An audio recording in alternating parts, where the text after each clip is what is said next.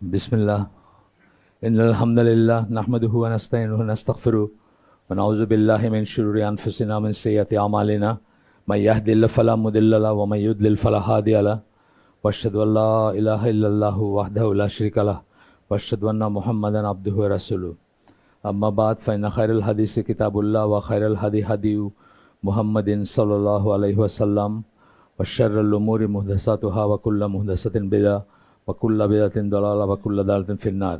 अस्सलामु आलैकुम व रहमतुल्लाहि व बाराकातुहू। আমরা আজকে যে টপিকটা পড়ব আমরা এসে দিছি আপনাদের থাম্বনেইলে সালাত সালাত এখানে ইংরেজিতে যেটা এটাও জুমার খুতবা একটা ইংরেজিতে যেটা বলছেন দ্য প্রেয়ার মানে একই কথা আর কি আমি ট্রান্সলেট করছি যেটা সেটাই এটা রাসূল সাল্লাল্লাহু আলাইহি ওয়াসাল্লামের শেষ কিছু কয়েকটা শব্দের ভিতরে এই কথাগুলো আসছে যখন মৃত্যুর আগে আগে তার তো উনি বলছেন এখানে এটা বুখারীর হাদিস যে দ্য প্রেয়ার দ্য ইংরেজিতে আছে আর কি the prayer and be fearful of Allah concerning those whom your right hands possess. আচ্ছা, সালাত একদম ঠিক এই কথাটাই আসে প্রথমে এবং তাদের ব্যাপারে আল্লাহকে ভয় করো। কাদের ব্যাপারে বলছেন? কৃতদাস দাসী তাদের ব্যাপারে বলছেন। রাইট হ্যান্ড পজেস মানে কৃতদাসী বা কৃতদাসের ব্যাপারে বলা হয় ইয়োর রাইট হ্যান্ডস পজেস মানে সবাইকে আমাদের মুসলমান যারা তখন ছিলেন তাদেরকে অ্যাডভাইস করে যাচ্ছেন মৃত্যুর ঠিক আগে আগে। তো এখানে বুঝতে হবে যে যখন উনি বুঝতেছেন যে উনি আর থাকবেন না তখন সবচেয়ে ইম্পর্ট্যান্ট যে জিনিসকে মনে করছেন সেটাই উনি শেষ মুহূর্তে রিমাইন্ড করে দিয়ে গেছেন আর কি। এটা আমাদের মানে সালাত বা নামাজ যেটাকে আমরা বলি সেটার গুরুত্ব বোঝার জন্য আল্লাহর চোখে বা রসুলের কাছে বা আল্লাহ রসুলের কাছে সেটার গুরুত্ব কতটুকু সেটা বোঝার জন্য এই বর্ণনাটা এনাফ হওয়া উচিত আমাদের জন্য। এরপরে একটা হাদিস আসতেছে তাবারানির হাদিস যেটা আমরা আগেও আলোচনা করছি বা আমরা জানি এখানে হয়তো সবাই জানি যে প্রথমেই আল্লাহর বান্দাকে সালাত নিয়ে জিজ্ঞেস করা হবে কিয়ামতের দিন। সালাত কেমন ছিল তার সালাতের ব্যাপারে জিজ্ঞেস করা হবে কেমন ছিল, ঠিকমতো ছিল কিনা, আদায় করছে কিনা ইত্যাদি। এটি যদি ঠিক থাকে এই জিজ্ঞাসাবাদ প্রথম যে জিজ্ঞাসাবাদ বা প্রথম যে হিসাব নেওয়া হবে সেই হিসাবটা যদি ঠিক থাকে then the rest of his deeds will be sound, তাহলে বাকিটা ঠিক মতো যাবে আর কি, বাকিটা আর কোনো সমস্যা থাকবে না। এটা আমরা যারা মেডিকেলে অথবা আমাদের প্রফেশনে যাদের ওরালস আছে মেডিকেলে কিন্তু ওই ভাইভাটা খুব ইম্পর্ট্যান্ট। মেডিকেলের যে পরীক্ষাগুলো দেয় তারা ফার্স্ট প্রফেশনাল বা পরবর্তীতে যেগুলো দেয় আমাদের জন্য কিন্তু আমাদের জাহাজিদের জন্য ভাইভাটা খুবই আমাদের সব কিছু আপনি শেষ করছেন ভাইভাতে ফেল মানে সব ফেল মানে আবার প্রথম দিকে শুরু করতে হবে আর কি। তো ওইখানে আমরা দেখছি যে এটা যে প্রথম 2-3 মিনিটে আপনি বুঝবেন যে আপনি আসলে পাস করতেছেন না ফেল করতেছেন। প্রথমে যদি ভালো যায় তাহলে বাকিটা দেখবেন যে আপনি একটু কোথাও যদি একটু আটকেও যাইতেছেন এক্সামিনার পারলে আপনার গাইড করে নিয়ে যাবে। আর প্রথমেই যদি খারাপ হয় মানে প্রথমেই টোনে যদি বোঝেন যে সমস্যা হয়ে গেছে তাইলে বাকিটা আর ঠিক হবে না আর কি। এখানে এরকমই একটা সেন্স বলতেছেন যে ইফ ইট ইজ সাউন্ড মানে যখন আপনাকে জিজ্ঞেস করা হলো সালাত নিয়ে এটা যদি ঠিক মতো যায় বা আপনারটা ঠিক আছে then the rest of his deeds will be sound, বাকিটা ঠিকই থাকবে তার। And if it is bad কিন্তু শুরুতে যদি আপনার দেখেন যে অনেক প্রশ্ন করা হচ্ছে বা আপনি আটকায় যাইতেছেন then the rest of his deeds will be bad, বাকিটা খারাপ যাবে আর কি। এবং সেটা অন্য বর্ণনায় আসছে যে সেটা তার জন্য ব্যাড নিউজ বা খারাপ নিউজ যদি তার সালাদটা ঠিক মতো না যায় বা সালাদ সম্বন্ধে যে হিসাবপত্র বা জিজ্ঞাসাবাদ সেটা এটা কোনো ফিকেরই না। এই কথাগুলা এই যে আমরা এখন পড়লাম কোনো ফিকের কিতাবের কথা না। এমন না যে আপনার ধরেন আমাদের দেখা যায় যে আমাদের কেউ একজন ফতোয়া দিলেন কিন্তু দুনিয়াতে কি চলতেছেন সেই সাথে তার কোনো সম্পর্ক নাই বা ওনার নলেজ নাই। তো এই লেখক বলতেছেন যে এটা সেরকম কোনো ফকি একজন ফিক শাস্ত্রবিদের কোনো মতামত না, এটা আল্লাহ রসুলের কথা তাকে জানানো হয়েছে ওয়াহির মাধ্যমে এবং এটা আল্লাহর কথা মানে আল্লাহ রসুলের কথা মানে আল্লাহর কথা সেম তাকে জানানো হয়েছে সেটা উনি আমাদেরকে কনভে করে গেছেন। আচ্ছা, এরপরে বলতেছেন যে এগুলা হচ্ছে সবচেয়ে সত্যবাদী যে মানুষ সৃষ্টিতে, আল্লাহর সৃষ্টিতে, তার কথা, রাসূল সাল্লাল্লাহু আলাইহি ওয়াসাল্লামের কথা এইভাবে বললেন আর কি এখানে। আচ্ছা, তারপরে বলতেছেন যে কিয়ামতের দিনের কথা উনি ব্যাখ্যা করে দিচ্ছেন যে প্রথমে তাকে এটা জাজ করা হবে, এটার হিসাব নেওয়া হবে, এটার রেস্ট, এই কথাটা বললেন। Rest of our deeds will B accordance with the goodness of our prayers, এই কথাটা বললেন। যে আবার ওইখানে বলতেছেন আর কি যে এরকম কেন ব্যাপারটা, আর সালাত এত ইম্পর্টেন্টই বা কীভাবে হয় যে এইটার উপর ডিপেন্ড করে বাকি সব কিছুই হবে, সেটার আনসার আবার উনি দিতেছেন যে no matter what action you perform in your life, the most important aspect of your life is your relationship to Allah. আপনি কত আমল করলেন তাতে কিছু আসে যায় না, আল্লাহর সাথে আপনার সম্পর্কটা কেমন, এটা হচ্ছে আপনার জীবনের সবচেয়ে গুরুত্বপূর্ণ ব্যাপার। এবং সেটা কিসের উপর ডিপেন্ড করবে? সেটা ডিপেন্ড করবে আপনার ইমানের উপরে, আপনার তাকওয়ার উপরে, আপনার ইখলাসের উপরে এবং ইবাদতের উপরে। এখন বলতেছেন যে আপনি সারা পৃথিবীতে যেখানে যেখানে অবিচার হচ্ছে মুসলমানদের উপরে বা কোন একটা দেশের গভর্নমেন্ট অত্যাচারী, এগুলো নিয়ে আপনি অনেক সংগ্রাম করেন, অনেক লেখালেখি করেন, কিন্তু আপনার if your relationship with Allah is not sound, good, correct and proper, যদি আল্লাহর সাথে আপনার সম্পর্কটা ভালো না হয়, শুদ্ধ না হয়, সঠিক না হয়, then all of this deeds may not be of any avail. আপনি এত সৎ কাজ করছেন, সমাজকর্ম করছেন, মজলুমের পাশে দাঁড়াইছেন, জালিমের এগেনস্টে জিন্দাবাদ দিছেন, প্যালেস্টাইনের ব্যাপারে বড় বড় পোস্টার লিখছেন, টাকা কালেক্ট করছেন, এগুলো সব গোল্লায় যাবে যদি ওই জিনিসগুলো ঠিক না থাকে। আল্লাহর সাথে আপনার সম্পর্কটা যেটা, সেটা যদি সাউন্ড গুড, কারেক্ট, প্রপার, মানে মোট কথা সঠিক যদি না হয় আর কি। The most important things one could say is your relationship to Allah, মানে মোস্ট ইম্পর্টেন্ট থিং ব্র্যাকেটে বলতেছেন one could say the only important thing, সবচেয়ে গুরুত্বপূর্ণ ব্যাপার, বা ব্র্যাকেটে বলতেছেন একমাত্র ইম্পর্টেন্ট ব্যাপার, গুরুত্বপূর্ণ ব্যাপার হচ্ছে আল্লাহর সাথে আপনার সম্পর্ক। And that relationship to Allah is both demonstrated and put into practice as well as improved and increased by the prayer. এখানে আসলেন যে কেন সালাত এত গুরুত্বপূর্ণ। যে আল্লাহর সাথে আপনার যে সম্পর্কটা আছে, যে সম্পর্কের কথা বললেন, যে সম্পর্কটা সঠিক না হইলে আপনার কোনো সৎ কাজ কাজে লাগবে না, সেই সম্পর্কটা কি ডেমনস্ট্রেটেড, এটা প্রতীয়মান হয়, দৃশ্যমান হয়, and put into practice, এবং প্র্যাকটিসে আসে যে সম্পর্ক কীভাবে, আল্লাহর সাথে সম্পর্ক, আমি তো আল্লাহকে দেখি না, কিন্তু সম্পর্কটা কখন স্থাপিত হয়? আপনি যখন সালাতে থাকেন তখন। মানে আমরা বলি না প্লাগড ইন, আপনার সাথে আপনি সরাসরি আল্লাহর সাথে যুক্ত এবং আপনি আল্লাহর কাছে সরাসরি চাবেন।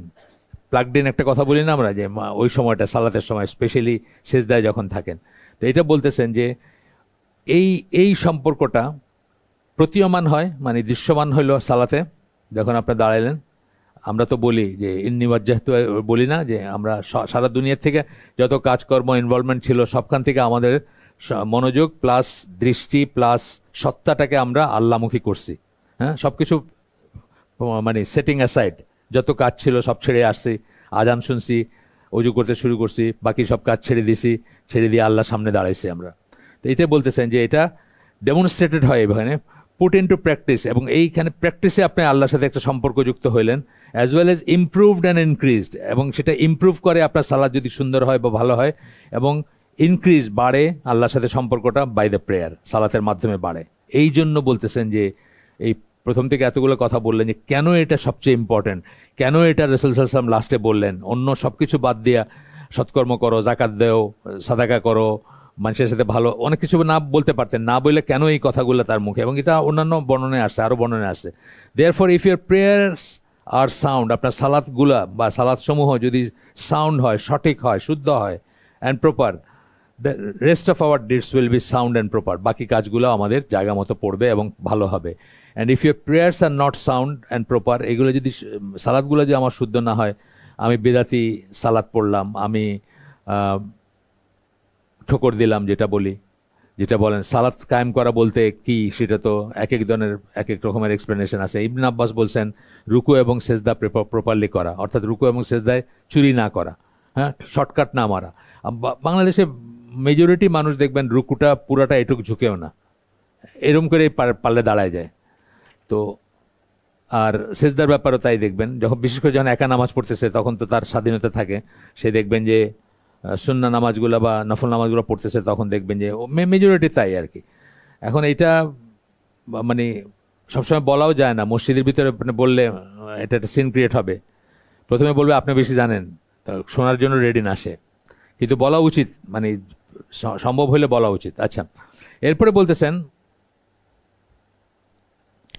it is therefore very important that we all realize exactly place and importance of prayer in our lives and religion. আমাদের জীবনে এবং আমাদের ধর্মে বা আমাদের দিনে সালাতের অবস্থানটা কি, গুরুত্বটা কি, এটা আমাদের জন্য জানাটা খুব জরুরি, খুবই জরুরি। এবং আমরা ইসলামের স্তম্ভ যখন দেখি তখন ইমানের পরেই, শাহাদার পরেই কিন্তু সালাত আসছে প্রথমে, তারপরে অন্যগুলো আসছে। এবং আমাদের জীবনে এবং আমাদের দিনের জন্য এটা কত ইম্পর্ট্যান্ট এটা আমাদের রিয়েলাইজ করা উচিত।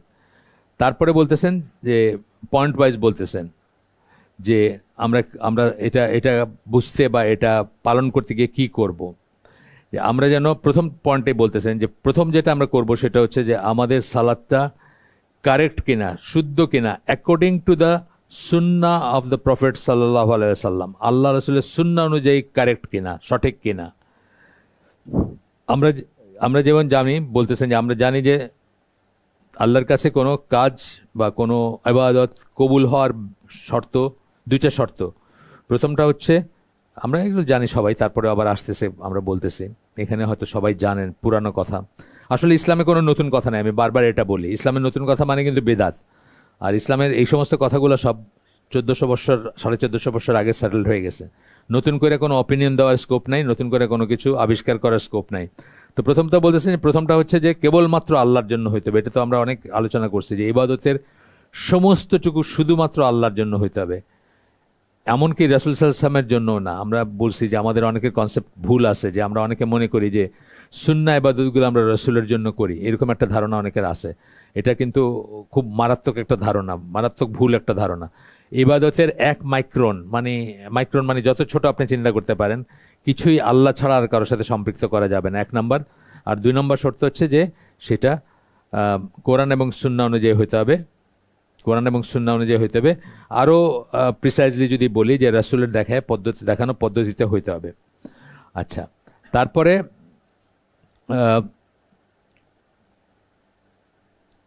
বলতেছেন যে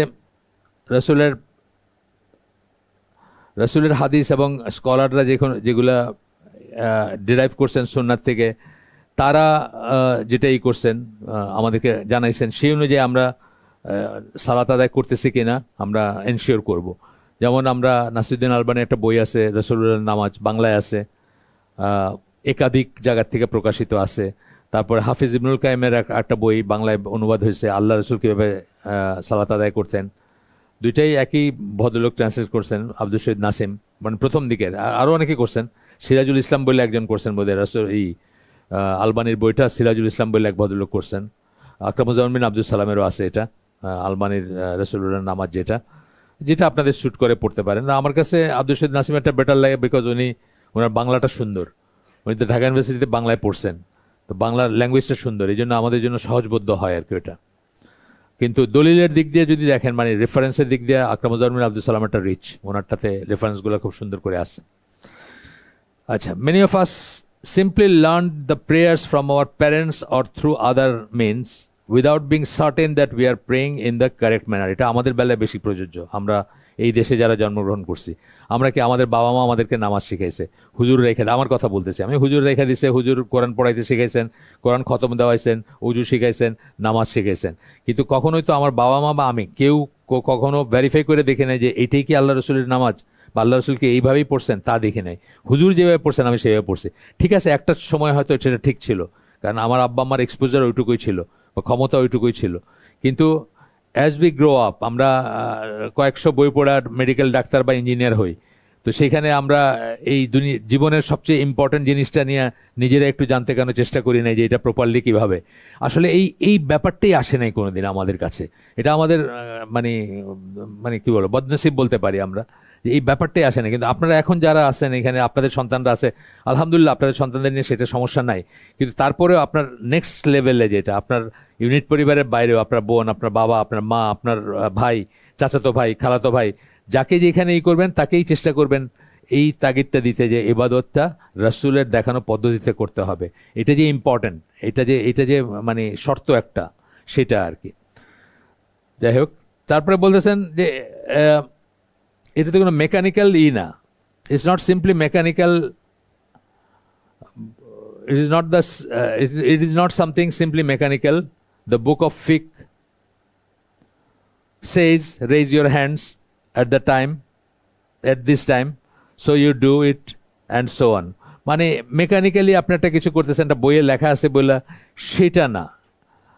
আপনার জানা উচিত যে আল্লাহ রসুল কিভাবে নামাজ পড়তেন, ম্যানারটা জানা উচিত।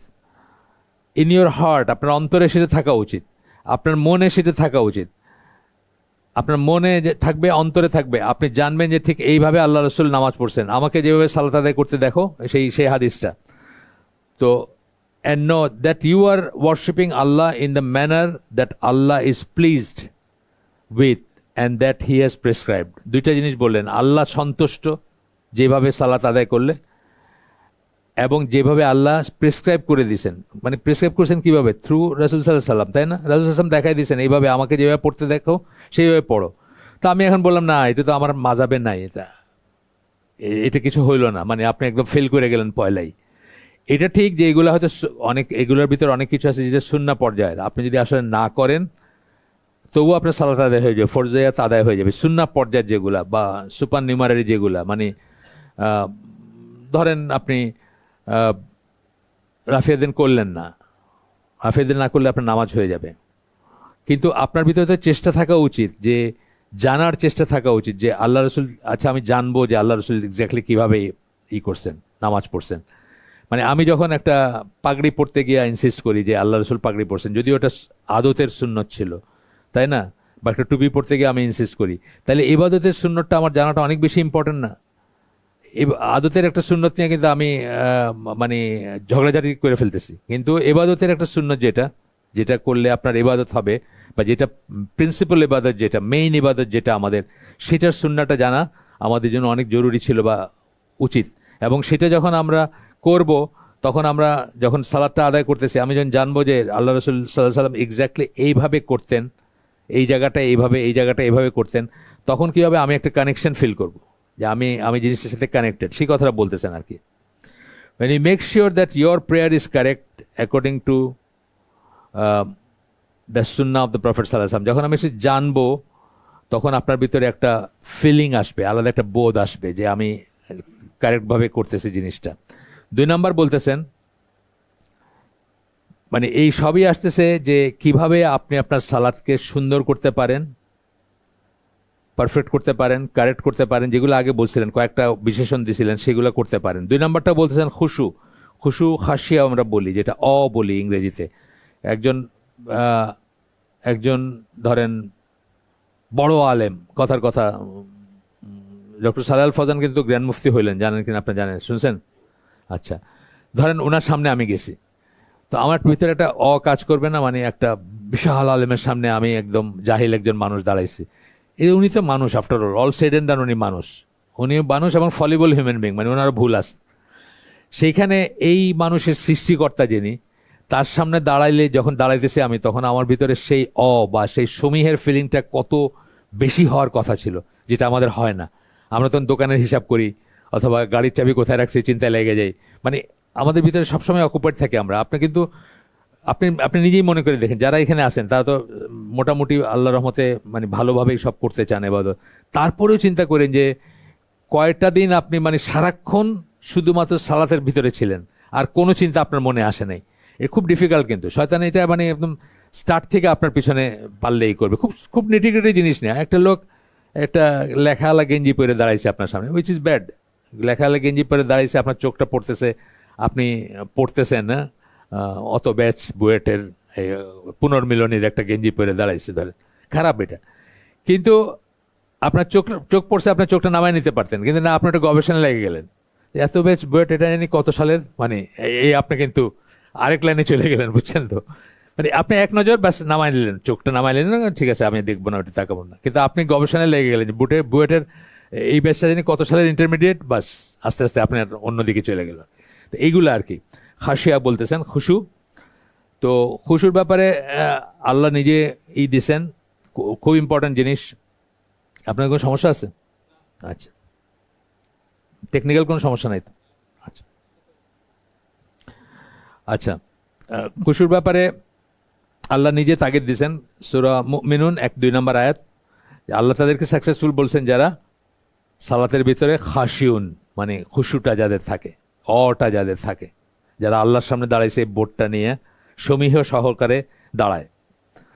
এরপরে রাসূল সাল্লাল্লাহু আলাইহি ওয়াসাল্লাম একটা হাদিস বলতেছেন, মানে কিভাবে খুশু বাড়াবেন, বাড়াবেন, নামাজে কিভাবে মনোযোগ আসবে আরো বেশি। বলতেছেন যে remember death in your prayers, সালাতে মৃত্যুর কথা চিন্তা করবেন। এটা আগেও বলছি আমরা অন্য জায়গায়।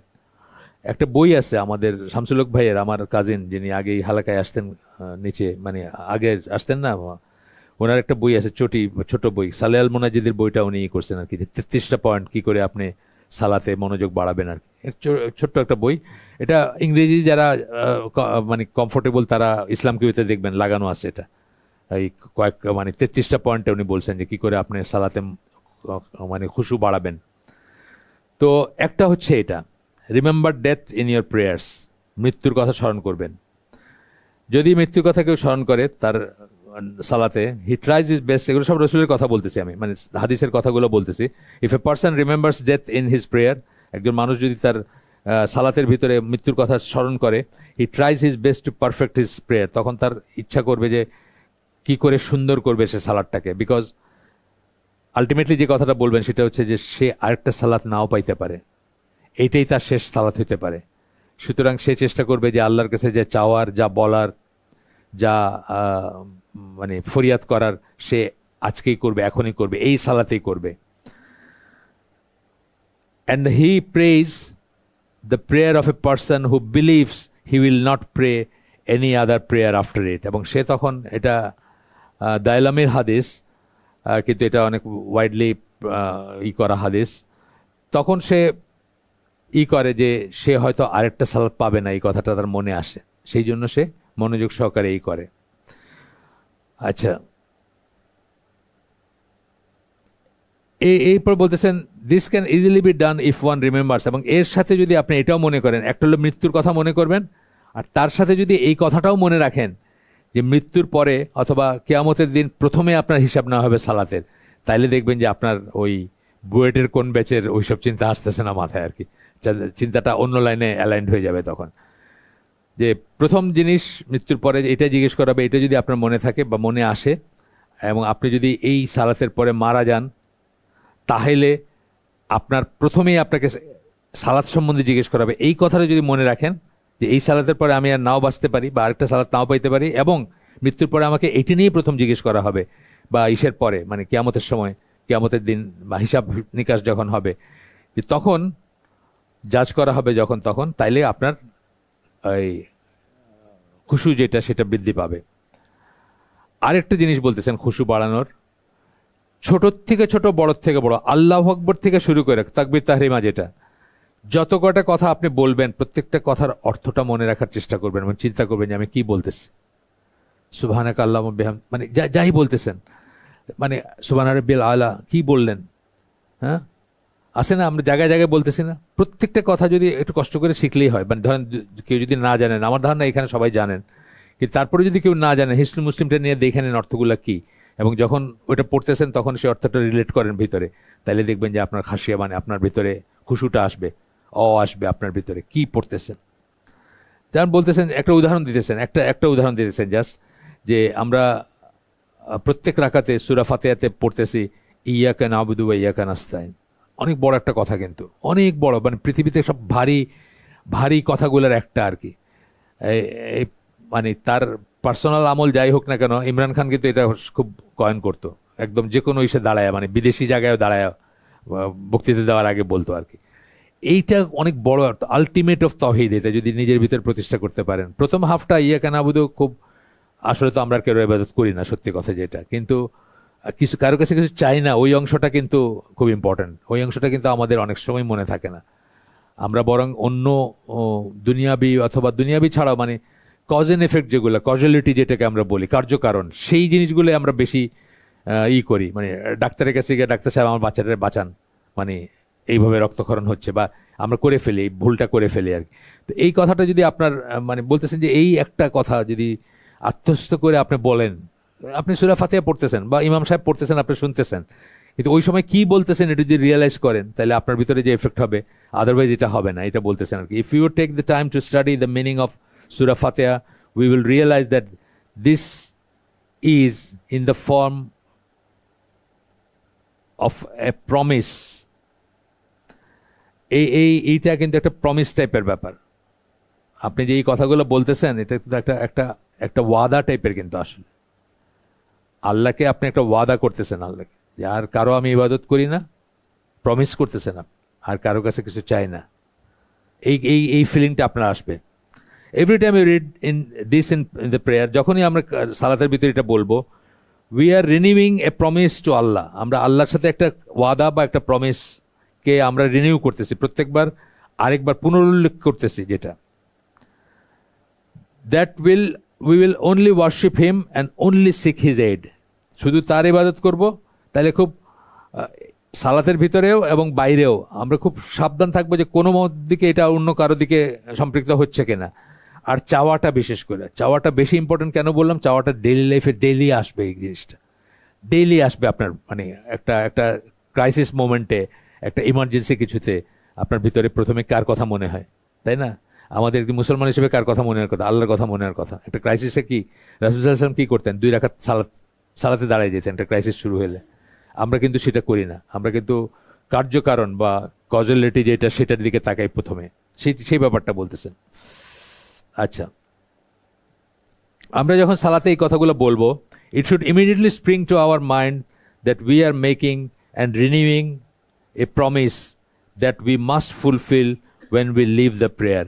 সালাতে যখন আমরা এই ওয়াদাটা করতেছি বা এই প্রতিজ্ঞাটা করতেছি, সালাতের পরেও যেন আমাদের মনে থাকে, সালাত শেষ হওয়ার পরে, যে আমরা এটাই করব বা এর বাইরে যাব না, এই ওয়াদাটা রাখবো আল্লাহর সাথে। এগুলো কিন্তু কি, এগুলো সব বলতেছেন। আবার শুরুতে আমরা কি বলছি? আল্লাহর সাথে আপনার সম্পর্ক, এটা সবচেয়ে ইম্পর্ট্যান্ট আপনার লাইফে। আপনার সম্পর্কটা কেমন, এবং সেই সম্পর্ক স্থাপন করার জায়গা হচ্ছে, ওয়ান অফ দ্য মিনস হচ্ছে এই সালাত। সেটা সব জিকিরই, বাট সালাত হচ্ছে, সালাত একটা জিকির, জানেন তো? সালাতকে এই সূরা জুমার আয়াতে বা ইসে সালাতের কিন্তু একটা নাম জিকির বলে সালাত বোঝানো হয়েছে, রিমেম্বারেন্স আল্লাহ। আচ্ছা, এছাড়া আরেকটা খুশু বাড়ানোর আরেকটাই, যেটা হাদিস জিবরিল থেকে আসছে, যে এমনভাবে ইবাদত করো যেন তুমি আল্লাহকে দেখো, আর যদি তুমি না দেখো তাহলে জানো যে আল্লাহ তোমাকে দেখতেছেন। এই ফিলিংটা যেন সবসময় থাকে যে আমি আল্লাহর দৃষ্টির সামনে আসছি, আল্লাহ আমাকে দেখতেছেন। আমি যে বুয়েটের ওই গেঞ্জিটা পরলাম, এটাও আল্লাহ জানেন। আর আমি ওটার থেকে চোখ সরাই নিয়ে যে নিজেকে ক্যারেক্ট করে নিলাম, এটাও আল্লাহ জানেন আর কি। এটা খেয়াল করব আমরা, যে আল্লাহ আমাদেরকে দেখতেছেন, এইটা যেন আমাদের মনে থাকে। হাদিস জিবরিলের কথা বলেন নাই, বাট হাদিস জিবরিল থেকে কথাটা আনছেন আর কি। That is in prayer we must remember that we are standing in front of Allah. আমাদের মনে থাকবে সারাক্ষণ যে আমরা আল্লাহর সামনে দাঁড়ায় আছি। We must realise that as long as we are attuned to Allah in the prayer, আমরা আল্লাহর সাথে সংযুক্ত আছি যতক্ষণ, আল্লাহ হি ইজ অ্যাটিউনড টু আস, আল্লাহ আমাদের সাথে যুক্ত আছেন, আল্লাহ আমাদের সাথে সম্পৃক্ত, কানেক্টেড, যেটা বললাম, প্লাগড ইন যেটা বললাম। But if you turn away from him, then he turns away from us. আমরা যদি আল্লাহ থেকে মুখ ঘুরে নিই, অর্থাৎ সালাতে থেকেও সারা দুনিয়ার চিন্তা করতেছি, আল্লাহরও আমাদের এই সালাতের দরকার নাই, তারও আমাদের দিকে তাকায় থাকার দরকার নাই, বা তারও আমাকে অ্যাটেনশন দেওয়ার কোনো দরকার নেই, সেটা বলতেছেন আর কি। তো এই বলতেছেন যে আমরা এই সমস্ত কথাগুলো যদি আমরা মনে রাখি, যে আল্লাহ আমাদেরকে দেখতেছেন, বা যা আমরা এই পর্বে যেটা পড়লাম, তাহলে আমরা চেষ্টা করবো কি বেস্ট পসিবল ওয়েতে সালাদটা করতে। এরপরের কথাটা বলতেছেন যে জামাতে সালাত করার কথা, আদায়ের কথা বলতেছেন, জামাতের কথা বলতেছেন। সালাত আল্লাহর সাথে সম্পর্কর ব্যাপারে বলতেছেন, সালাত পারফেক্ট করার ব্যাপারে বলতেছেন, জামাতের কথা বলতেছেন। কিছু কিছু স্কলার মনে করেন পুরুষের জন্য এটা ফরজ, জাস্ট ফরজ মনে করেন অথবা ওয়াজিব মনে করেন। কিছু কিছু স্কলার মনে করেন যে এটা হচ্ছে অত্যন্ত কঠিন সুন্নাহ, সুন্নাত মুআক্কাদা, কিন্তু যে সেটা করবে না সে গুনাহগার হবে। এমনিতে ওনারই একটা লেখা আছে, এই লেখকের 5টা মত আছে সালাতের, জামাতে সালাত পড়া নিয়ে। দুই এক্সট্রিমে বলছেন, মানে একটা এক্সট্রিমে আছে যে জামাত ছাড়া সালাত হবেই না, আরেকটা এক্সট্রিমে আছে যে না, বাসায় পড়লেও কোনো সমস্যা নেই। আর মাঝখানে হচ্ছে 5টা মতের ভিতর মাঝখানের মতটা হচ্ছে যেটা বেশিরভাগ মেইনস্ট্রিম স্কলার মনে করেন, আপনার ফরজিয়াত আদায় হয়ে যাবে কিন্তু আপনি গুনাহগার হবেন যদি একা নামাজ পড়েন without any excuse, valid excuse যেগুলো আছে আর কি। কতগুলো আছে না ভ্যালিড এক্সকিউজ, যেমন ধরেন আপনার প্রচন্ড বৃষ্টি হচ্ছে, ধরেন কথার কথা, বা আপনার শত্রু আছে, আপনি জানেন যে রাস্তায় দাঁড়ায় থাকবে আপনার মারার লেগে, এরকম কিছু এক্সকিউজ আছে যেগুলো আপনার চলতে পারে, তাছাড়া আর কি। তো অব্লিগেটরি মানে ফরজ বা ওয়াজিব নাকি কঠিন সুন্নাহ, এটা বাদ দিয়ে আমরা চিন্তা করতে পারি যে এটা অত্যন্ত ইম্পর্ট্যান্ট, এবং সেই জন্য অনেক হাদিস আসছেন, আল্লাহ রসুল বলছেন আমার ইচ্ছা করে এদের ঘরগুলো জ্বালাইতে, মানে বাচ্চারা মেয়েরা না থাকলে এদের ঘরগুলো জ্বালাইতে, কেন এই ঘরের জন্যই তারা সালাতে যেতে পারে না বা হোয়াট এভার, এরকম হাদিস আসছে। আমি যে সামারি বললাম এই না, ওয়ার্ডিংটা এক্স্যাক্টলি না এটা। The prayer said in congregation is much better performance-wise than the prayers said alone. Specially আপনি যদি একজন প্রপার ইমামের পিছনে পড়েন। প্রপার ইমাম কথাটা কেন বলতেছি, প্রপার ইমাম না হলে জিনিসটা উল্টাও হইতে পারে। আপনি সূরা ফাতিহা শেষই করতে পারেন না, সে রুকুতে চলে গেছে, বাই দিস টাইম আপনি মানে রুকন মিস করে যেতেছেন নামাজ, এটা হয় না, হয়েছে বাই দিস টাইম আপনি গেছেন, সে উঠে গেছে, দাঁড়ায় গেছে, কারণ সে তো খুব ফাস্ট পড়তেছে। আপনি কোনো মতে চেষ্টা করছেন যে তার সাথে আপনি সূরা ফাতিহা শেষ করতে পারেন নাই, ধরেন নীরবে নামাজ পড়তেছে সে, আপনার 2 আয়াত পড়ছেন, বাকি 5টা রয়েছে, তো কোনো মতে আপনি শেষ করে যেতে যেতে সে রুকুত থেকে উঠে গেছে, আপনি তাকে রুকুতে পান নাই, আপনাকে আরেকটা এক্সট্রা রাকাত পড়তে হবে, আপনার রুকন মিস হয়ে গেল, এরকম হয়েছে। কিন্তু একটা প্রপার ইমামের কাছে যদি পড়েন আপনার নামাজের অশুদ্ধতাগুলো কিন্তু কারেক্ট হয়ে যাবে। অর্থাৎ এই যে আপনি রুকুতে এনাফ সময় দেন নাই, ঠিক মতো ঝুঁকেন নাই, সেজদাতে এনাফ সময় দেন নাই, 2 সেজদার ভিতরে বসেন নাই, এগুলো কিন্তু অটোমেটিকলি কারেক্ট হয়ে যাবে যখন আপনি একজন ভালো ইসের আন্ডারে পড়বেন নামাজ, সেই কথাটা বলতেছেন। ইফ ইউ হ্যাভ এন ইমাম হু text care of the proper performance of the prayer, যদি এইরকম একজন ইমাম থাকেন, যেমন মসজিদুল হারামে বা আমাদের দেশে ভালো ভালো জায়গাগুলোয়, ভালো মসজিদগুলোয় যেসব ইমাম থাকেন, they will not perform the prayer in hurried fashion, তাড়াহুড়া করে তারা নামাজ পড়বে না, ওয়াইল রিয়েলি রিমেম্বারিং আল্লাহ, মানে আল্লাহকে মানে তাড়াহুড়া করতে গিয়ে আসলে কি হইতেছে, আপনি তো মানে কেন কি করতেছেন সেটাই ভুলে থাকতেছেন। যেটা বললাম যে তাড়াহুড়া করা মানে কিন্তু আপনার খাসিয়া যেটা বললাম বা খুশু যেটা বললাম ওটা নাই আর কি। রবীন্দ্রনাথ কাফের কিন্তু উনি একটা কথা বলছেন, তোমার পূজার ছলে তোমায় ভুলে থাকি, মানে বেশি রিচুয়ালস দেখতে গিয়া বা করতে গিয়া আসল কাজটাই হয় না, আল্লাহর কথাই মনে থাকে না। তো এখানেও নামাজ পড়ানো একটা চাকরি, বা তাড়াহুড়া করে পড়তে হবে, শেষ হইতে হবে, কাজ আছে, মানুষের কাজ আছে, আমারও কাজ আছে, তো তখন আর কিন্তু আর আসল কাজটাই হইল না, ইবাদতটাই হইল না আর কি। তো যাই হোক, they will not perform the prayer in a hurried fashion while really remembering Allah. Instead, they will take their time and each action will be performed in a deliberate manner, in the manner it is supposed to be performed. তারা সময় নেবেন এবং তারা প্রত্যেকটা জায়গায় যতটুকু সময় দেওয়া বা করবেন সেটা করবেন। আমাদের এই আমার যে পাড়ার মসজিদটা, এই ইমামকে কমিটি কোনো কারণে সরাই দিছে, 25 বছর ছিলেন উনি, ওনার প্লাস মাইনাস সবাই যেরকম থাকে ওনার অনেক কিছু আছে, বাট উনি কয়েকবার হজে গেছেন এবং তারপরে আমি দেখছি যে এই জিনিসগুলো ওনার খুব সুন্দর ছিল। 2টা সেজদার ভিতরে সময় দেওয়া, রুকুত থেকে উঠে সময় দেওয়া, রুকুতে এনাফ টাইম দেওয়া, এইগুলো খুব সুন্দর ছিল। কিন্তু অধিকাংশ হানাফি মসজিদে বা মানে হানাফি বলে না তো, চালু মসজিদ যেগুলো, এগুলোতে কিন্তু এগুলো সমস্যা হয়, আপনারা জানেন, বিশেষ করে সূরা ফাতিহা শেষ করতে পারা বা করা, এগুলো প্রায় সমস্যা হয় আর কি। আমাদের এখন যেটাতে পড়ি, আমার এই মসজিদটা ভাঙা হচ্ছে, ভাঙা অর্ধেকের কম হয়ে গেছে, এখন অনেক সময় জায়গা পাওয়া যায় না বা আরও সমস্যা আছে, তো একটু দূরে একটা মসজিদে যাই।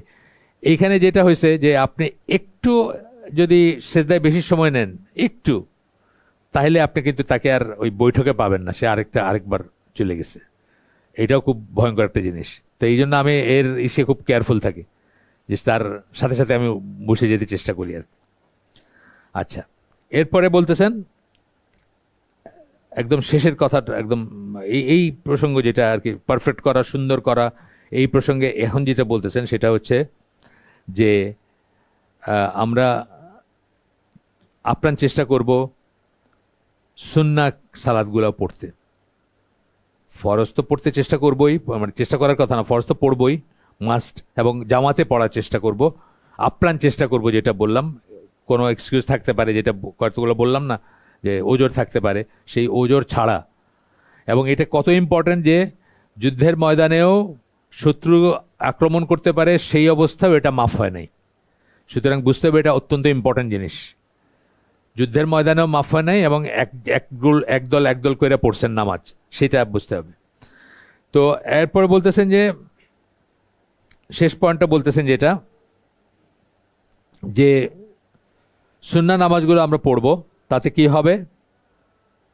প্রথমত হচ্ছে যে আমরা সালাতে দাঁড়ায় থাকার আমাদের একটা অভ্যাস হবে, তাড়াহুড়ার সেন্সটা চলে যাবে, বা আপনার আরও অনেক কাজ আছে, সেই কাজের তুলনায় সালাত, সেই কাজ বেশি ইম্পর্টেন্ট, সালাত কম ইম্পর্টেন্ট, এই বোধগুলো আস্তে আস্তে চলে যাবে। It will increase the love for the prayers in our hertz. যদি আমরা সুন্নাহ নামাজগুলা, তাহাজ্জুদ নামাজ অথবা নর্মাল সুন্নাহ যেগুলা, সুন্নাহ মুআক্কাদা যেগুলো আমাদের দেশে বলে, সেই 12 রাকাত নামাজের কথা বলা হয়, সেগুলো যদি আমরা পড়ি, এবং তার সাথে আরও আছে, সেগুলোও যদি পড়ি, তাহলে কি হবে? সালাতের প্রতি একটা টান থাকবে আমাদের মনে, একটা ভালোবাসা জন্মাবে। And according to a hadith of the Prophet sallallahu alaihi wasallam, the voluntary prayers will make up for any of the shortcomings that exist in our obligatory prayers. ফরজ নামাজে যদি আমাদের কোনো থাকে, কমতি থাকে, কোনো দুর্বলতা থাকে, সেটা এই দিয়া আপনার এই নফল নামাজ বা এই সুন্নাহ নামাজ দিয়ে সেটা পূরণ হয়ে যাবে। আচ্ছা, এই বলবেন যে এই অ্যাকশনগুলো বললেন, যেগুলো আমরা এখন আলাপ করলাম, some actions that are essential for our prayers, এই সালাতের জন্য এসেনশিয়াল, যেগুলো আমরা এখন করলাম, আলোচনা করলাম এতক্ষণ। অ্যান্ড উইল ইনক্রিজ আওয়ার তাকওয়া and faith, and Allah willing make our relationship with Allah one that he is pleased with. এইগুলোতে এইভাবে যদি আমরা সালাত আদায় করতে পারি, তাহলে কি হবে? আমাদের তাকওয়া বাড়বে, এবং আল্লাহর সাথে আমাদের সম্পর্ক স্থাপিত হবে, সেই সম্পর্ক যেটা আল্লাহ চান যে আমাদের সাথে আল্লাহর সম্পর্ক স্থাপিত হোক, যেভাবে হোক সেই সম্পর্ক স্থাপিত হবে।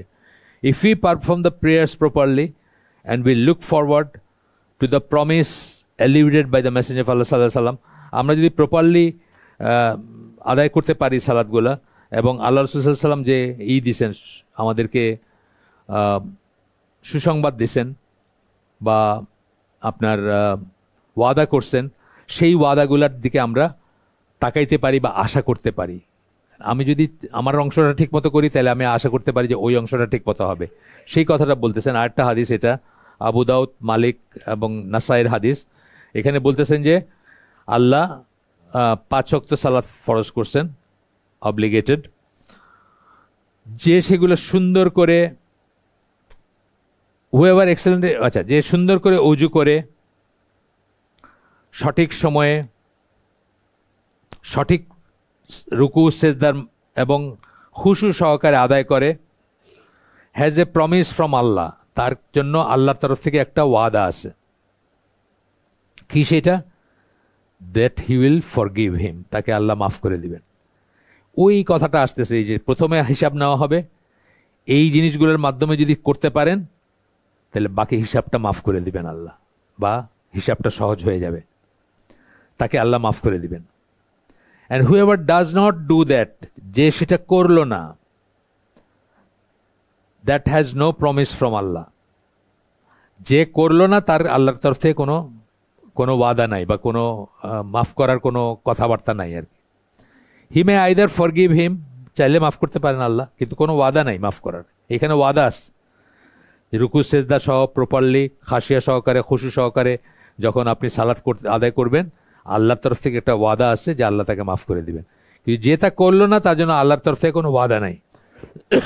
তখন কি হবে? চাইলে আল্লাহ মাফ করবেন, চাইলে পানিশ করবেন, চাইলে শাস্তি দিবেন। তাহলে আপনি রিস্কে পড়ে গেলেন না, আপনি অনেক রিস্কে পড়ে গেলেন, এবং এই রিস্ক নেওয়াটা কারো ওয়ার্থ না আর কি জীবনে। গেল এরপরে বলতেছেন যে এখন পৃথিবীতে আমরা অনেক মুসলিম উম্মার কথা বলতেছেন, খুব কঠিন একটা সময় পার করতেছে। চারিদিকে দেখেন, এত কিছুর পরেও দেখেন, এই তো মাসখানেক বা মাস দুয়েক হইল ইংল্যান্ডে একটা, ইউকেতে একটা প্রচন্ড ইসলাম বিরোধী সম্মেলন হয়ে গেল। ইউরোপের অন্য দেশ থেকে আসছে মানুষজন। বেলজিয়ামের এক লোকের, আমরা কারোর কাছে দিছি আর কি, আমরা ওই গ্রুপগুলোতে, আমাদের এই গ্রুপে না দিলেও অন্য গ্রুপে দিছি। বেলজিয়ামের এক লোক দাঁড়ায় ওপেনলি বলতেছে যে ইউরোপের সবচেয়ে বড় প্রবলেম হচ্ছে ইসলাম, এবং মুসলমানদের খেদাইতে না পারলে এই প্রবলেম করবে না, মানে এই প্রবলেমের সমাধান হবে না। আসলে আমরা সারা দুনিয়াতেই, কেউ বলুক বা না বলুক, এই আস এন্ড দেম জিনিসটা কিন্তু দিন দিন প্রকট হচ্ছে, আরো প্রকট হচ্ছে। ইন্ডিয়ার দিকে তাকায় দেখেন কি চলতেছে, ইউরোপের, গোটা ইউরোপ আমেরিকার দিকে তাকায় দেখেন কি চলতেছে। ইভেন অস্ট্রেলিয়াতেও ওই কয়দিন আগে দেখলাম একটা ডেমনস্ট্রেশন হয়েছে আর কি, এইসব হিজাব টিজাব নিয়ে, এগুলো নিয়ে। প্রথমত হিন্দুদের এগেনস্টে হয়েছে, তারপরে ওটার ভিতরে আর কি ইসলামও চলে আসলো আর কি, মানে সবকিছুতে ইসলাম হলো বড় ভিলেন আর কি তাদের কাছে। যাই হোক, তো উনি বলতেছেন যে পৃথিবীতে অনেক কঠিন ইসের ভিতর দিয়ে যাইতেছে আমরা। অনেক সময় আমরা completely miss the point when it comes to the solution and causes of our problems. আমাদের প্রবলেমগুলোর, সমস্যা যেগুলা, এগুলোর সলিউশন কি, হ্যাঁ, এবং কারণ কি প্রবলেমগুলোর, এগুলাতে যখন আসে আমরা অনেক সময় মিস করি, জিনিসগুলা মিস করি আমরা। তো বলতেছেন যে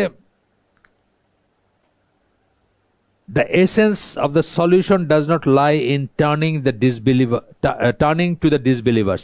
আমাদের এই সমস্ত সমস্যাগুলোর সমাধান কাফেরদের কাছে চাওয়ার কোনো মানে হয় না।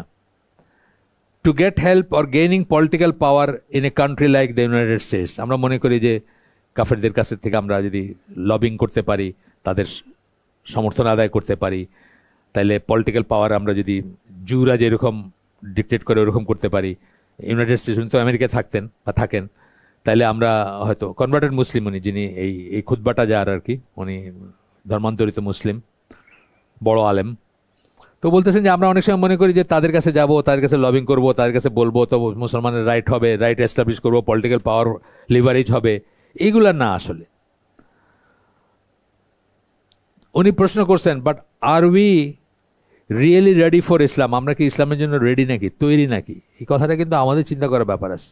আমাদের 90% মুসলমানের দেশ, আমরা কি ইসলামের জন্য রেডি নাকি? না, মোটেই না। আমি তো বললাম, জাস্ট আপনি আজকে রাত্রে বলেন যে কালকের থেকে কোনো ফেসবুক, ইনস্টাগ্রাম, টিকটক বন্ধ বাংলাদেশে, দেখেন মানুষের রিয়েকশন কি হয়। জাস্ট মুসলমানদের বলে দেখে যে ইসলামের কারণে বন্ধ, এটা বলেন, মানে অন্য কোনো কারণ বললেন না, যে ইসলামের কারণে বন্ধ, এটা ইসলাম বিরোধী জিনিস, দেখেন কি করে, চামড়া তুলে ফেলবে আপনার পারলে। এটাই উনি জিজ্ঞেস করতেছেন, আর উই রেডি ফর ইসলাম? আমরা এত এত বড় চিন্তা করে পলিটিক্যাল পাওয়ার আমেরিকায় পাবো, তারপরে তাদেরকে ইনফ্লুয়েন্স করবো, এগুলোর কথা দরকার নেই। বলতেছেন আমরা কি ইসলামের জন্য রেডি নাকি? আমরা কি ইসলাম নিতে রেডি, ইসলাম পালন করতে রেডি, শরিয়া অনুযায়ী জীবনযাপন করতে ready? Are the Muslim ready for Islam and help from Allah? আমরা কি ইসলামের জন্য রেডি, আল্লাহর কাছ থেকে সাহায্য পাওয়ার জন্য ready? In our Umma we have large portion of Muslim who do not even perform the daily prayers. Large মানে অনেক, বাংলাদেশের হিসাব করে 3% বলছে যারা 5 ওয়াক্ত সালাত পড়ে। 3% মানুষ নাকি 5 ওয়াক্ত সালাত যেমন তেমনই হোক করে আর কি, মানে আসল সালাত সেটা তো বাদই দিলাম, এখানে যে সালাতের ডেসক্রিপশন এটা বাদই দিলাম, যেন তেন ভাবেই 3% আর কি, এটা বলতেছেন উনি।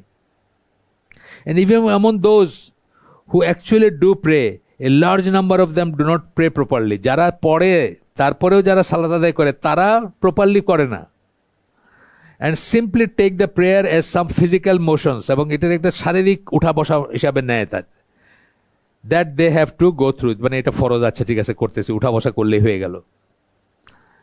Islam is a very heavy responsibility. Are we ready for that responsibility? ইসলাম অনেক বড় একটা দায়িত্ব। যখন বলে নিজেকে আপনি মুসলিম বলে ক্লেম করলেন, অনেক বড় একটা দায়িত্ব কাঁধে নিয়ে নিলেন, আপনি কি সেটার জন্য রেডি নাকি জিজ্ঞেস করতেছেন উনি। Are we really ready to turn to Islam and implement it completely in our lives? এই কথা আমি বললাম যে আমার লাইফে কমপ্লিটলি, পার্সোনাল লাইফে কমপ্লিটলি ইমপ্লিমেন্ট করার জন্য আমি রেডি কিনা, সব কিছুতে, ব্যবসায়, বিয়েতে, পড়াশোনায়, সবকিছুতে গেল। এরপরে এসে ওই সূরা মুজাম্মিলের কথা বলতেছেন, যেখানে আল্লাহ রাসূল সাল্লাল্লাহু আলাইহি ওয়াসাল্লামকে প্রথম দিকের একটা যেখানে বলছেন যে সালাতে দাঁড়াইতে বলছেন, সেই আয়াতটা কোট করতেছেন এখানে। এরপরে বলতেছেন victory does not come about through material means only. বিজয় যেতে চাইতেছি আমরা, যেটা স্বপ্ন দেখি, এটা শুধু মেটেরিয়াল মিনসে আসবে না। টাকা পয়সা, ধন সম্পদ, মিসাইল, বন্দুক, এটা দিয়ে শুধু আসবে না। এবং এটা হচ্ছে একটা মানে মানে কি পয়েন্ট, যেটা আহলুস সুন্নাহ জামার সাথে অন্যদের তফাৎ, যে ভিক্টরি আসবে একমাত্র আল্লাহর কাছ থেকে। আর আসবে কি করে? এই টাকা পয়সা মিসাইল দিয়ে না, আসবে হচ্ছে যে আল্লাহর সাথে আপনার সম্পর্ক ঠিক করার মাধ্যমে, যেটা আবারও আসতেছে। এখানে হয়তো বলেন নাই বোধহয়, কিন্তু সূরা নূরের 55 নম্বর আয়াত, যেটা আমরা বারবার বলি যে আল্লাহ আপনাকে জমিনে কর্তৃত্ব দিবেন কখন? যখন আপনার ভিতর তাকওয়া থাকবে, তখন পড়ে নিয়েন। সেটা একটা প্রিকন্ডিশন। জমিনে কর্তৃত্ব মানে কি? আপনার পাওয়ার দিবেন, আপনাকে সবকিছু সঠিক জায়গায় যাবে। আনলে আপনি বাবার পরিচয় চেঞ্জ করে ইউরোপ চলে যেতেছেন, আপনি কোন শ্রেণীর মুসলিম? আপনি বাবার নাম চেঞ্জ করে ফেলতেছেন ইউরোপে যাওয়ার জন্য। বহু সিলেটি আছে যারা বাবার নাম চেঞ্জ করে ইউরোপে আমেরিকায় গেছে, আরেকজনকে বাবা বানায় গেছে, আরেকজনের পাসপোর্টে নিজের নামটা ইনক্লুড করে গেছে। আপনি কি আর রাজ্জাক বিশ্বাস করেন? আল্লাহর নাম রাজ্জাক বিশ্বাস করেন? বিশ্বাস করেন না। আপনাকে দিয়ে কি হবে? আপনি যা সেটা নাম্বার, মুসলমানের নাম্বার বাড়াইতে পারবেন আর কি। এত কোটি আছে, আপনি একটা নাম্বার সেখানে। Victory and help from Allah comes when we have the correct relationship to Allah. আল্লাহর সাথে আপনার সম্পর্কটা যখন কারেক্ট, তখন আপনি বিজয়ের চিন্তা করতে পারেন এবং সাহায্যের চিন্তা করতে পারেন, আল্লাহর সাহায্য। রিলেশনটা কারেক্ট হইতে হবে, এবং রিলেশন কারেক্ট করার জন্য শুধু সালাতের ব্যাপারে আমরা এত কিছু পড়ে আসলাম, যে রিলেশন কিভাবে কারেক্ট করবেন। When we have that ইমান, তাকওয়া and sincerity, যখন ইমান থাকবে, তা ওই ইমান, ওই তাকওয়া এবং সিনসিয়ারিটি মানে ইখলাস থাকবে, বিশ্বস্ততা থাকবে, that is required of us, যেটা আপনার কাছে চাওয়া হয়, তখন আপনি বিজয়ের আশা করতে পারেন। তারপরে এখানে কোট করতেছেন যে সূরা বাকারার 45 নম্বর আয়াত। এইখানে বোধহয় একটু ভুল হয়েছে নাকি? না, এটাও হইতে পারে আরেকটা, এটা বোধহয় 8টা আয়াত। হ্যাঁ, এটা 8টা আয়াত, দুই জায়গাতে আছে বোধহয় এটা, যে আল্লাহ সাহায্য চাবেন ধৈর্য এবং সালাতের মাধ্যমে, সাবরি ওয়া সালাত। আচ্ছা, এরপরে বলতেছেন I do not say if we sit in the mosque and just pray and do no other works that our situation will change. বলতেছেন আমি এটা বলতেছি না যে আমরা যদি মসজিদে বসে থাকি আর খালি সালাত আদায় করতে থাকি তাইলে আমাদের সিচুয়েশন চেঞ্জ হয়ে যাবে, আর কিছু না করলে। তা আমি বলতেছি না, আর কিছুও করতে হবে, কিন্তু এইটা ছাড়া আর কিছু কইরা হবে না আর কি, সেটা বলতেছেন। Such a view definitely goes against Quran and Sunnah. এরকম একটা কথা বলা কোরআন and সুন্নাহর এগেইনস্টে যায়। কারণ বলতেছেন যে রাসূল সাল্লাল্লাহু আলাইহি ওয়াসাল্লাম কথা বলতেছেন, ওয়ার্কড, স্যাক্রিফাইসড অ্যান্ড ফট, কাজ করছেন, কোরবানি করছেন, স্যাক্রিফাইস করছেন এবং যুদ্ধ করছেন। Indeed the one with the correct iman and taqwa, which is the result of praying properly, একজন মানুষ যার শুদ্ধ ইমান এবং শুদ্ধ তাকওয়া আছে, যেটা ঠিকমতো সালাত আদায় করার মাধ্যমে সে অ্যাচিভ করছে, could never sit in the mosque, সে কখনোই মসজিদের ভিতর বসে থাকতে পারবে না, and not fulfill his other responsibilities to Allah, এবং অন্য আল্লাহ তার যে দায়িত্বগুলো দিয়েছেন তাকে সেগুলো ফুলফিল করবে না। আল্লাহর পথে বাইর হওয়ার কথা আমরা পড়ি না সূরা সফ বা যে সমস্ত সূরাগুলোতে তাগিদ দিয়েছেন, সূরা তওবাতে, সেখানে যে বলি, সে কখনো বসে থাকতে পারবে না। যার রিলেশন আছে আল্লাহর সাথে, সে আল্লাহর ওই ডাকে কখনো বসে থাকতে পারবে না, সে বাইর হয়ে যাবে বা সে সেটা করার জন্য যাবে। উনি বলতেছেন, আমি বলতেছি না যে আপনার মসজিদে বসে থাকবেন আর খালি তসবিহ টিপবেন, সেটা বলতেছি না, কিন্তু সম্পর্কটা সঠিক করতে হবে আগে।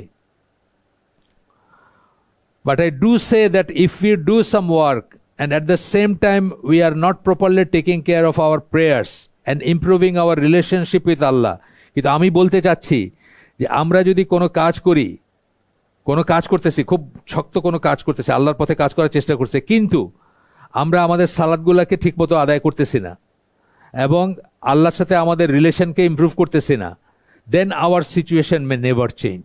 তাইলে আমরা যতই পরিবর্তন করার চেষ্টা করি এটা কখনো পরিবর্তন হবে না, হইতে পারে না।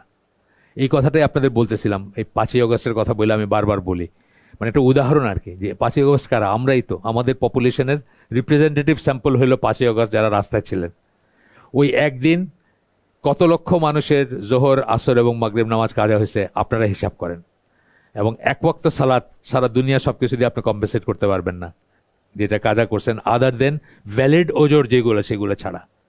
আপনি অজ্ঞান হয়ে গেছেন, আপনি পাগল হয়ে গেছেন, এই রকমের ওজোর ছাড়া আপনি কম্পেনসেট করতে পারবেন না।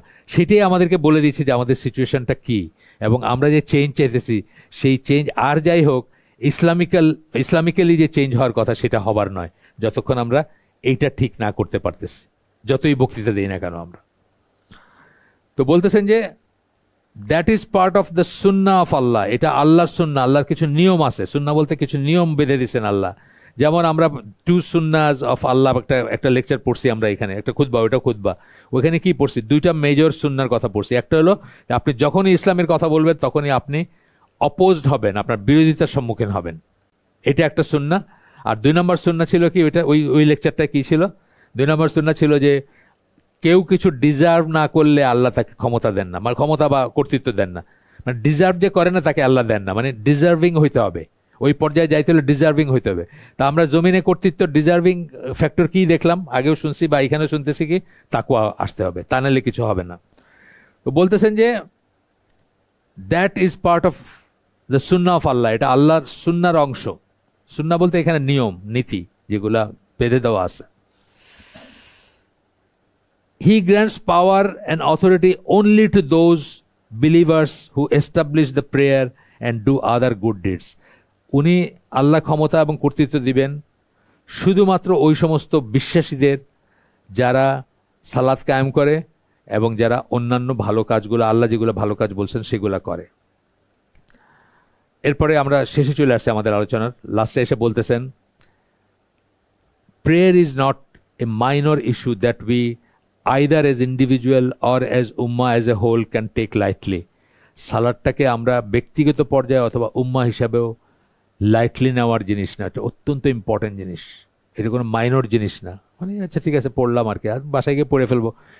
যারা পড়েনও সালাদ, যারা আদায় করেন বললাম, তাদের অনেকেই দেখবেন 2 ওয়াক্ত 3 ওয়াক্ত সালাদ বাসায় গিয়ে সারাদিন বাইরে কাজ করছেন, হ্যাঁ কন্ট্রাক্টারি করছেন, বিজনেস করছেন, চাকরি করছেন, তারপরে বাড়িতে গিয়ে একসাথে 2-3 ওয়াক্ত কাজা করে পড়তেছেন আর কি। ফজরের নামাজ তো আমার মনে হয় যারা সালাত 5 ওয়াক্ত আদায় করেন তাদেরও হয়তো 90% কোনোদিন ফজরের নামাজ সময় মতো আদায় করেন না। আমরা ফজরের জামাতগুলো দেখলেই বুঝি কয় জোড়া জুতা থাকে বাইরে, তাই না? মাগরিবটা হইলো বাংলাদেশে সবচেয়ে সিরিয়াসলি মানুষ করে, কারণ একটা ভুল ধারণা আছে যে মাগরিবের ওয়াক্তটা খুব অল্প সময়, আসলে অল্প সময় না। মাগরিবের ওয়াক্ত অ্যাটলিস্ট 52 মিনিট থাকে, আর কোনো কোনো সময়ে 1.5 ঘন্টা পর্যন্ত থাকে, ডিপেন্ডিং অন সিজন আর কি। তো কিন্তু আমাদের দেশে এটা খুব তাগিদ দেওয়া হয়। সৌদি আরবে আমি দেখছি যতদিন ছিলাম সব নামাজ মতো একই রকম 12 থেকে 17 মিনিটের একটা টাইম দেওয়া হয় আপনার ইসের পরে, আজানের পরে। আজানটা হয় একদম একদম ডট ওয়াক্তফুলের মোমেন্টে আজান হয়, 12 থেকে 17 মিনিটটা ফজরই হোক আর মাগরিবই হোক এই রেঞ্জে থাকে আর। মাগরিবটা হয়তো একটু কম থাকে, অন্যটা হয়তো এই থাকে, ডিপেন্ডিং অন কাজের সময় কী সব ওইসব কনসিডারেশনগুলো থাকে তাদের। তো যাই হোক, it is not unrelated to the state of ummah today, nor is it unrelated to what will happen to us in the hereafter.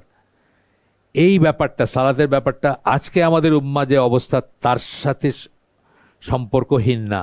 আজকে আমাদের এই অবস্থায় জিল্লতির অবস্থার একটা কারণ হচ্ছে আমাদের সালাতটা সঠিক না বা প্রপার না, বা আমরা এস্টাবলিশ করি নাই।